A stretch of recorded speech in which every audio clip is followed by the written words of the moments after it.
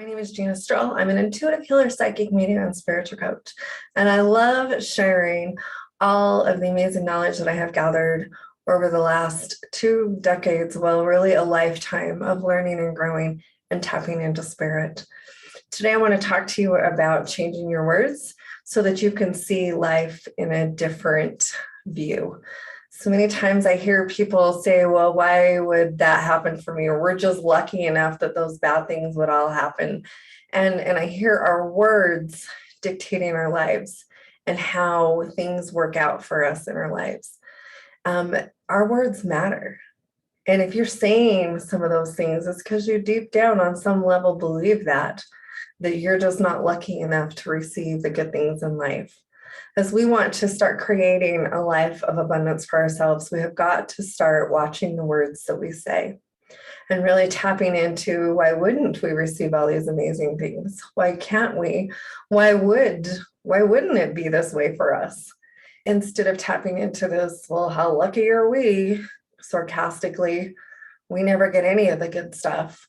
Even saying, watching the words that we say about ourselves and the things that we tell ourselves. Beating ourselves up does not get us anywhere.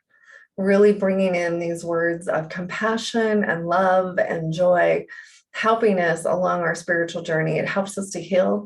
It helps us to learn to have compassion again for ourselves and to really change the way we see the world.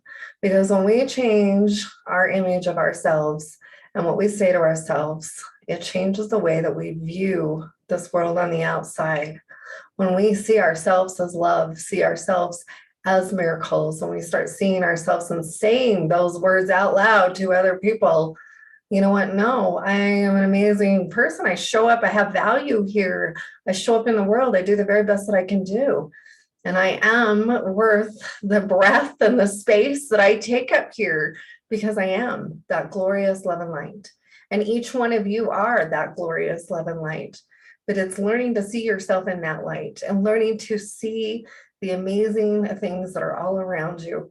I have a lot of people tell me, you know what, I just see this world and I just see all of the violence and all of the bad things going on. And I said, well, you're looking in the wrong place then, because that's not the world that I see. Because I choose to see things differently.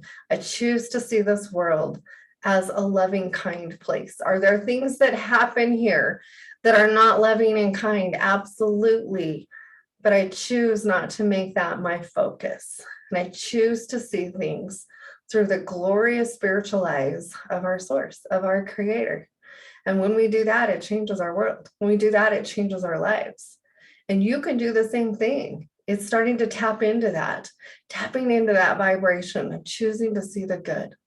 Choose when you look outside, find the beauty. What is beautiful to you? I've been recording today and I'm looking outside and I have doves that are flying up right here in front of my window. You know, I see the trees, everything's blooming out. You know, it's summertime here. It's beautiful out there. And I can choose to see that, or I can choose to see beyond that, which I live in the desert and I can see the dry sagebrush that's out beyond that. I choose not to see that. I choose to find the glorious things, the amazing things, and I choose to talk about those things. Those are the things that are in my vocabulary.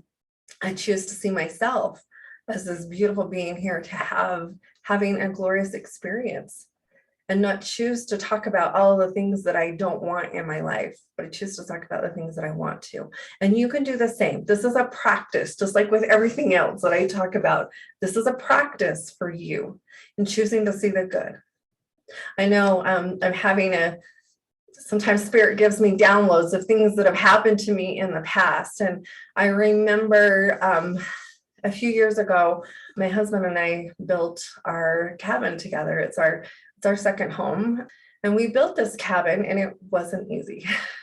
As you can imagine, my husband was working full time, plus we built this cabin by ourselves. So you got men, women, and children building this cabin because that's how we could afford to do that. And my husband loves to do that kind of work. I wouldn't say he loves it. He enjoys the planning and bringing about these big projects. So anyway, and I remember I was kind of frustrated with him because things weren't getting done at my house and I needed him to do some things here in the house that we live in every day. And he was spending lots of time up there. And I remember him telling me, I remember him kind of getting mad at him because he wasn't doing those things for me. And he said, why would I do that? You'd never be happy anyway. All you see are all the negative things. And he was right. And that really was a changing moment for me in my life because I realized for one, I had hurt him in ways that I never intended to.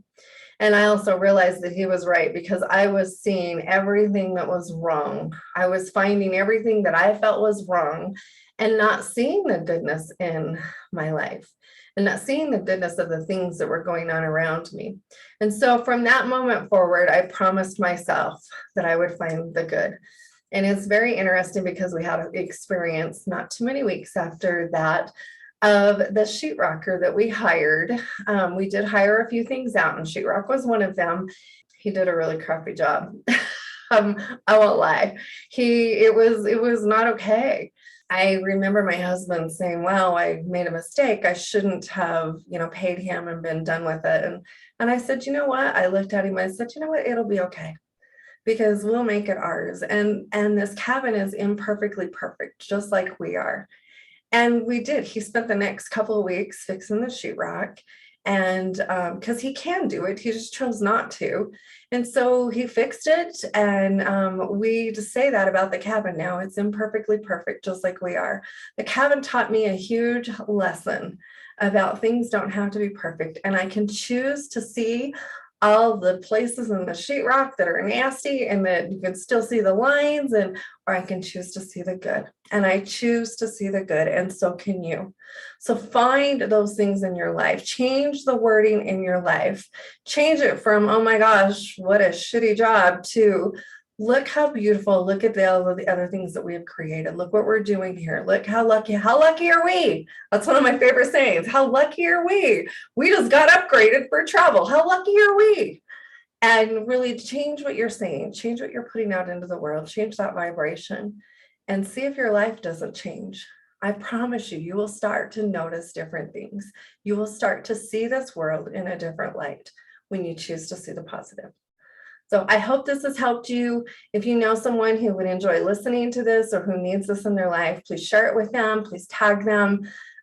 Tag me if you have comments. I'd love to hear from you. And mostly, thank you for being here in my life. Thank you for being part of my world. And, I know that my calling in this world is to help inspire others. And I hope that I've done that for you today. So much love, so much gratitude. Thank you so much for being one of the glorious, most amazing parts of my life. I love that you're all here. Thank you for listening. Have a fabulous day.